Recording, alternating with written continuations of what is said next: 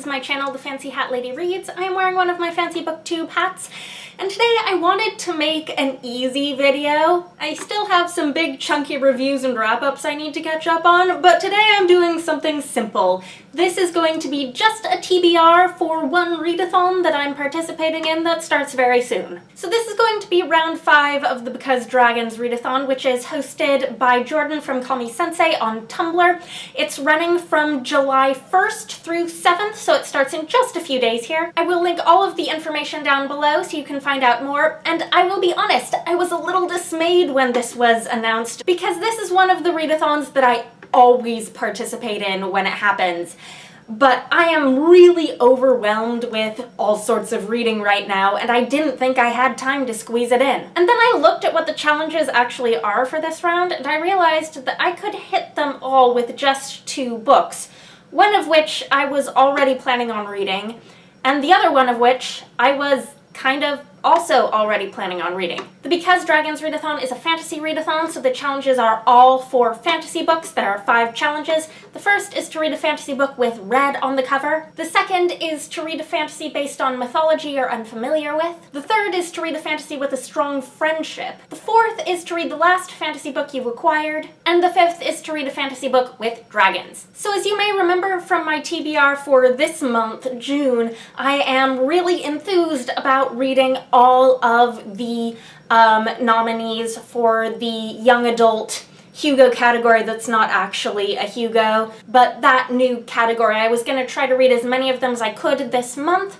One of the books that was on my TBR this month that I know I'm not going to get to by a few days from now because I haven't started it yet is Kata Warrior by Nnedi Okorafor. So this was already going to be a book I was going to be trying to play catch up with here at the beginning of July. And this fulfills 2 of the challenges. One, this is a book based on mythology I'm unfamiliar with. This is the sequel to Akata Witch, and this is Nnedi Okorafor's fantasy young adult series that is set in Nigeria and based on Nigerian mythology. And the first book in this series definitely featured a strong friendship storyline. There's a friend group that forms between the main character Sunny and 3 other kids with magical powers. And I'm assuming that will continue to be a major theme in this book. I will be shocked if it's not. And I think I can hit all 3 of the other challenges with Sorcerer to the Crown by Zen Cho. The last books I acquired were a book outlet order that arrived recently, and this was one of the books that I purchased in that book outlet order. You will see that book haul at some point. These will be in my June book haul. But then this does count as the last fantasy book I acquired. It was not the only fantasy book I acquired in that box of books I ordered, but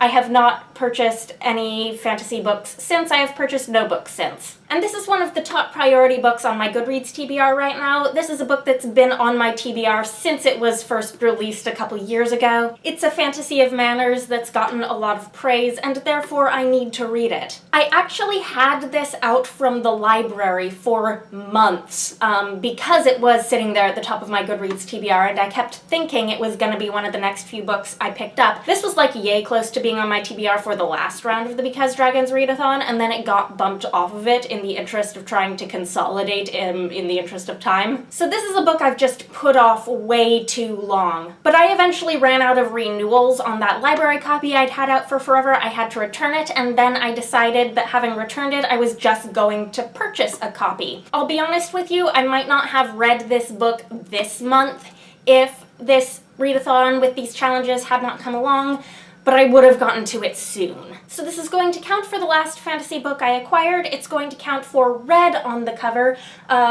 I don't like this cover nearly as much as either of the UK covers for this book, but hey, it has the red, and sometimes you just get whatever book cover is available to you, and it's not that big a deal. And it's going to count, I believe, for reading a fantasy book with dragons. As far as I'm aware, there are definitely dragons in this world. I don't think they're a major part of the plot of this book. The dragons haven't featured in any of the reviews for this book that I've seen, but I've seen several indicators that tell me that there are definitely dragons in this world, and there is in fact a dragon on the cover of this edition. So I'm hoping I'll get through both of these and hit all of the challenges. If not, Kata Warrior is my priority because it's one of those Hugo reading books that I'm trying to get through this month and next. Sorcerer to the Crown would hit more of the challenges, but it's not as high priority a read for me.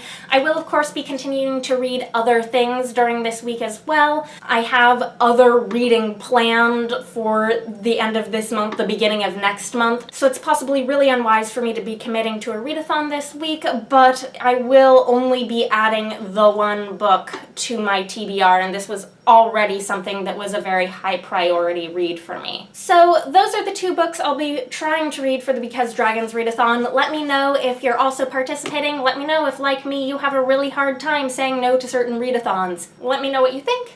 Anyhow, I hope you're having a nice day. That is all. Bye for now.